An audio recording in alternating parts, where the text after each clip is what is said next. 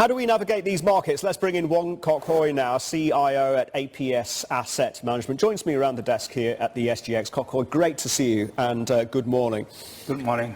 I'm borrowing your words. The Chinese stock market, which has been deemed uninvestable, now looks decidedly investable. Why do you say this?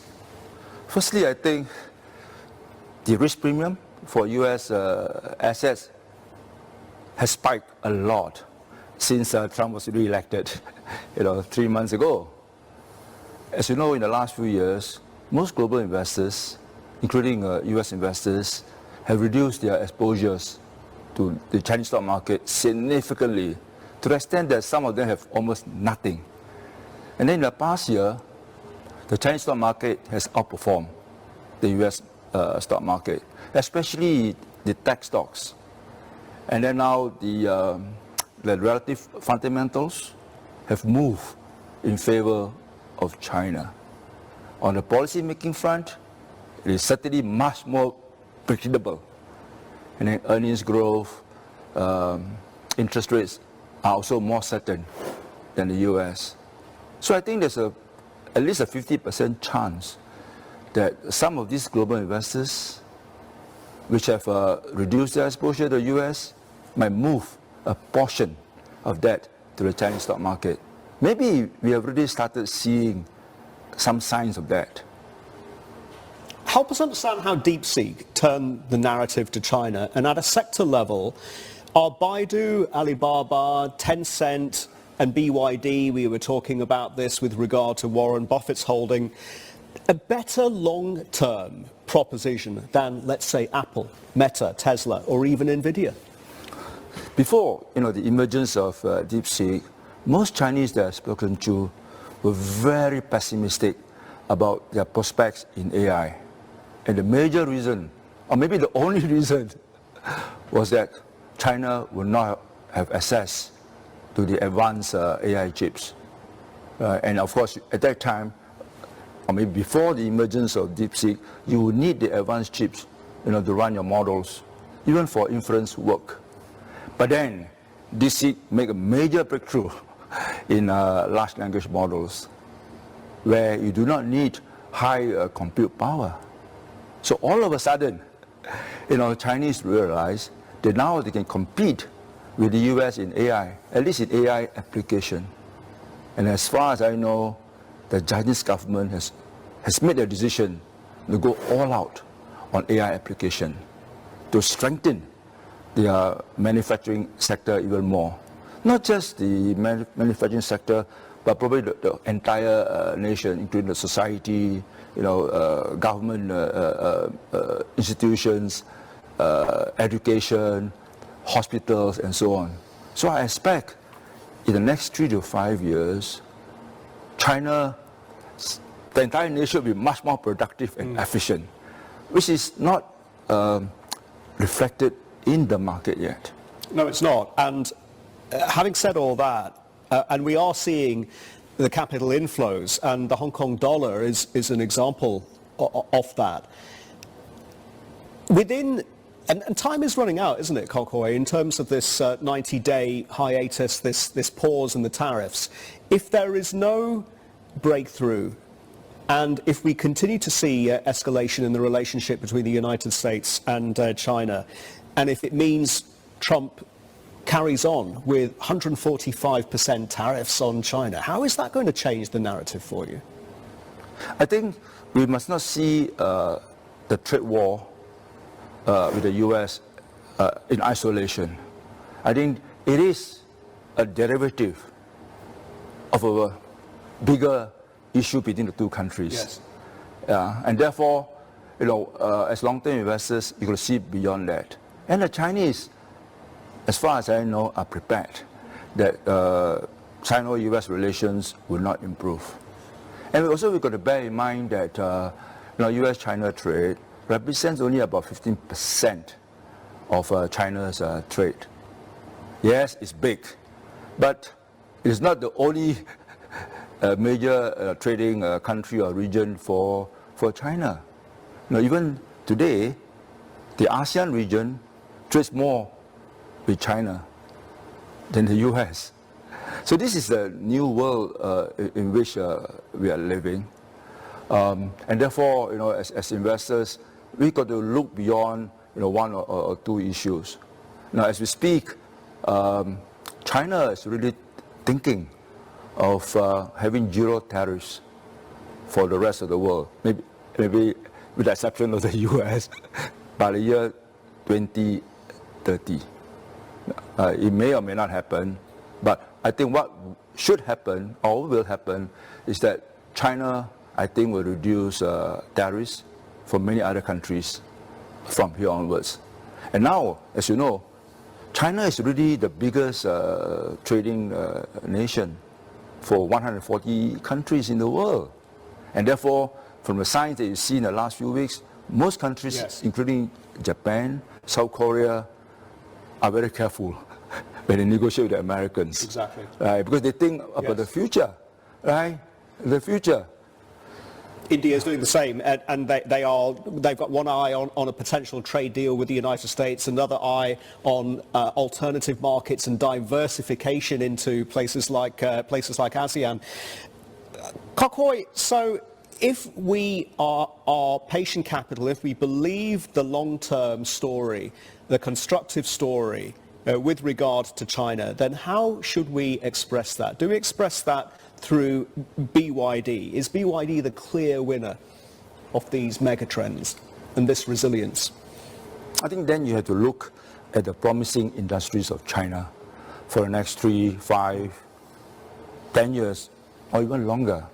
To me, I think China's future lies in the tech sectors, no longer in real estate or the low-end or low-value-add manufacturing.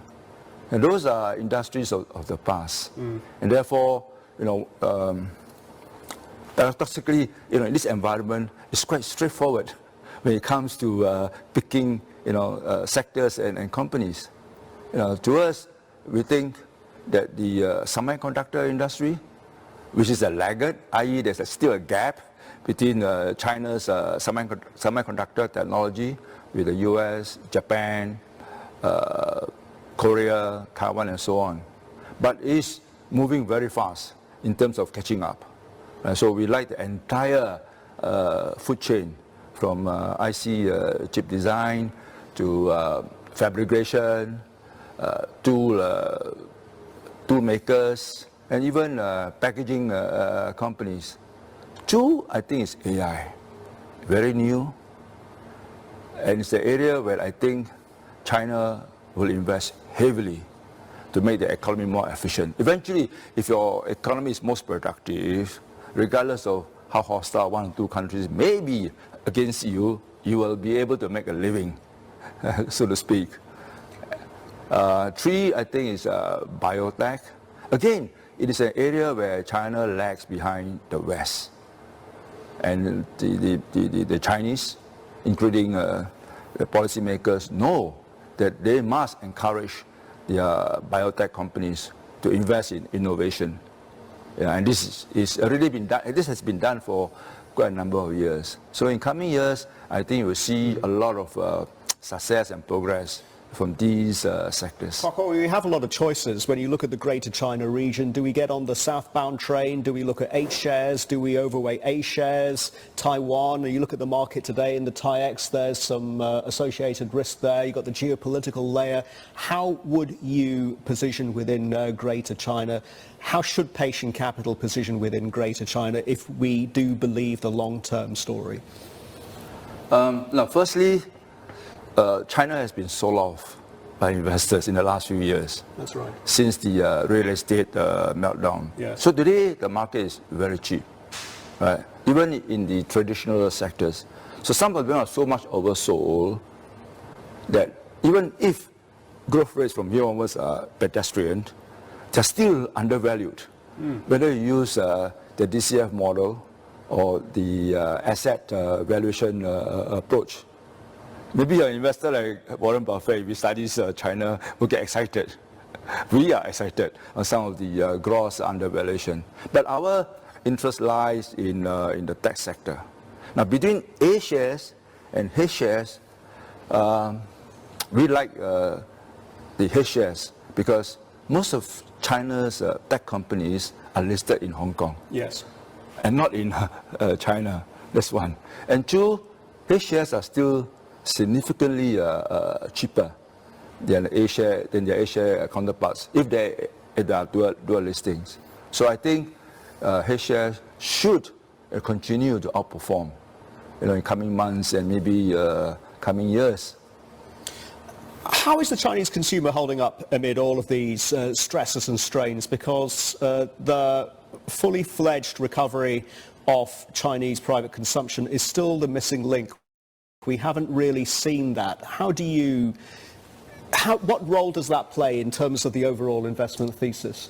I think the weaker consumption in China that we've seen in the last 3 years or so is a result of this negative wealth effect, i.e. most Chinese have felt poorer because their properties, their stock investments have declined in value every year.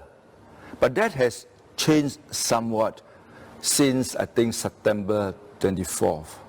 Yeah. But that said, I think the Chinese consumer is still a little cautious about their future, including about securing their current jobs, and for fresh graduates, the worry about finding a job.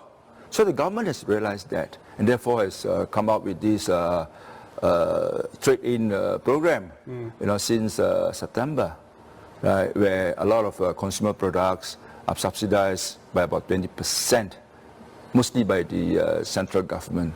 So consumption has picked up in September, and given the ongoing trade war with the US, I think the Chinese government will expand their policy to cover more products so that consumption, would again hold up in this uncertain environment. See, the Beijing knows that it must do what it can to restore the confidence of not just consumers, yes, but also business people. Do you feel, and I felt in March during the two sessions that the message was very clear, that Beijing has the capacity to underwrite 5% growth. Do you believe that, given the challenges on the external side and the entire tariff narrative? And if I could also bring in India as well. We've been hearing a lot about this tariff arbitrage of 26% for India, in the region of 145% for China. And we've been hearing about the return of capital to India, buy India, sell China. How does that dynamic fit in, Kok-Hoi? Good question. Now, firstly, I think yes, countries like India, Malaysia probably can arbitrage a little on a tariff. But at the same time, we must bear in mind many of the components are still made in China. Take, for instance, the iPhone. Right? The value add in India is not that much. Yeah. So I'm not very sure whether business people can really arbitrage. That's a fair that much. point. India is trying to move up the value chain into advanced manufacturing. Over the long term, yes.